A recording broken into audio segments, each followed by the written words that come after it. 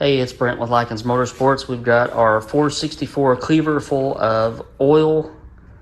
Got our chock full of Lykins 520 break-in oil. Going to see how close Mr. Doug said he was on the oil pressure.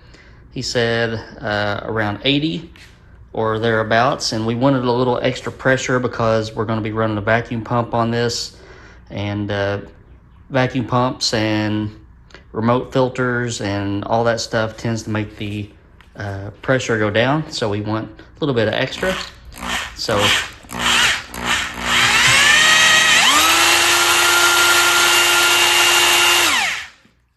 I would call that 80.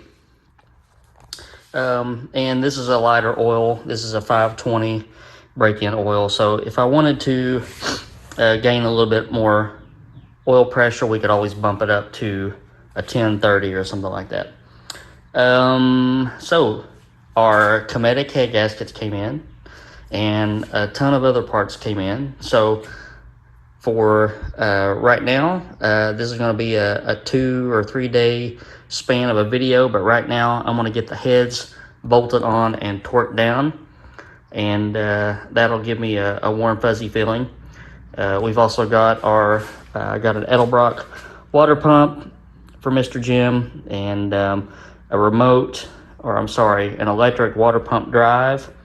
Got a bunch of parts here. MSD distributor, carburetor studs, super suckers, that sort of thing. So let's get busy because we got a lot to do. All right, so we're looking at our Cometic gasket. We're just making sure that the rivets will not interfere with anything. We're in good shape there. On some of the Felpro MLS gaskets, this tab does not come all the way up to the China wall, so you need to use a little bit of silicone underneath of it. This one comes up a little bit past. And we're just doing an overall check to make sure that all the embossments cover the water holes, and we'll get this bolted on.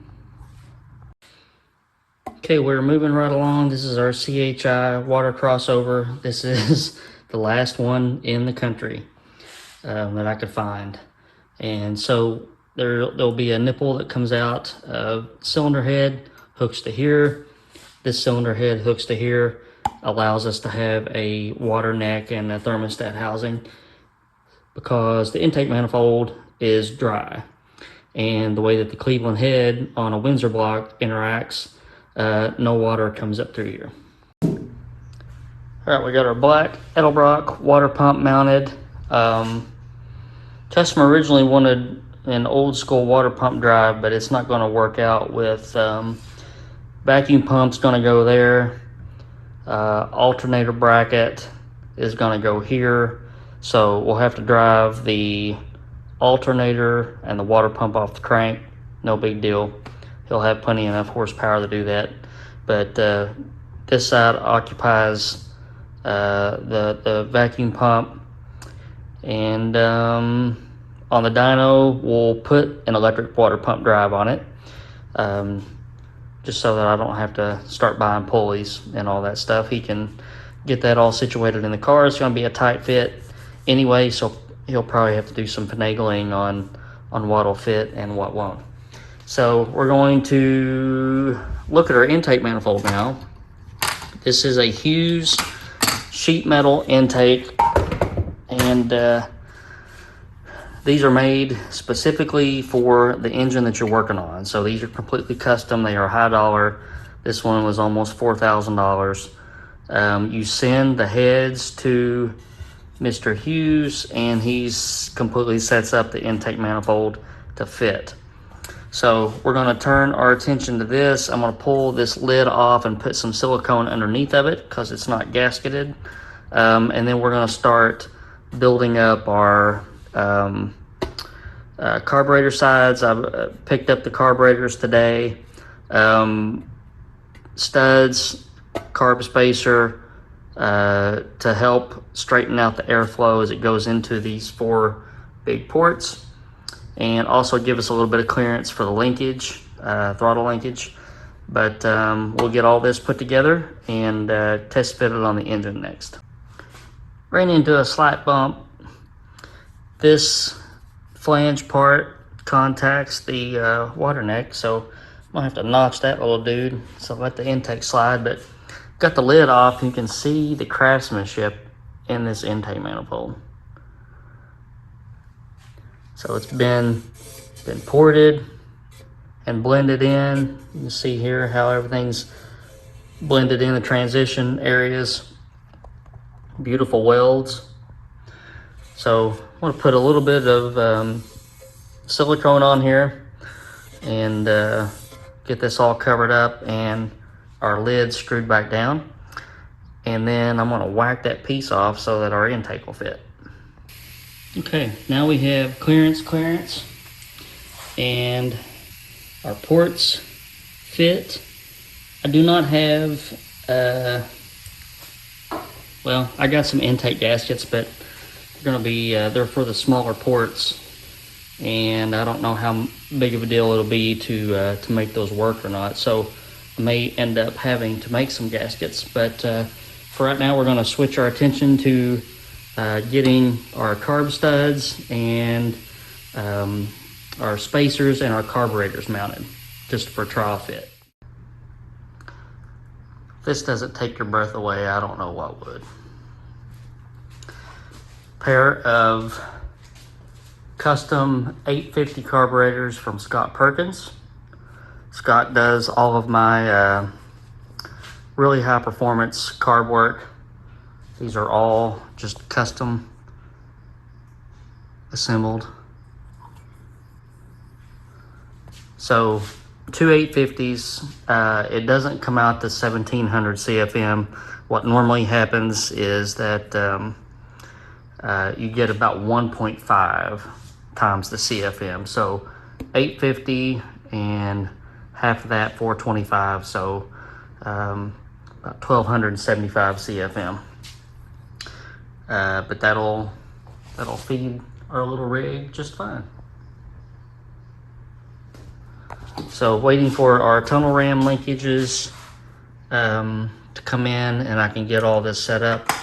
But this is the reason why you need a carb spacer or a shear plate or something, because when you go wide open throttle, that gets, if this spacer weren't here, that would want to dig in. So that is that.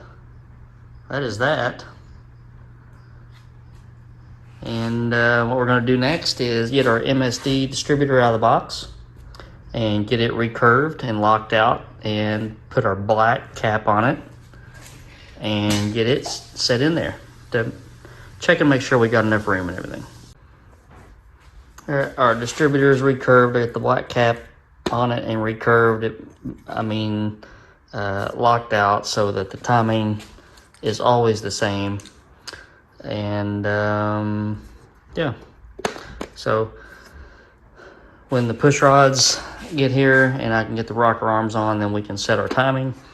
I need to order a water neck, and we're creeping up on a finished engine, it looks like.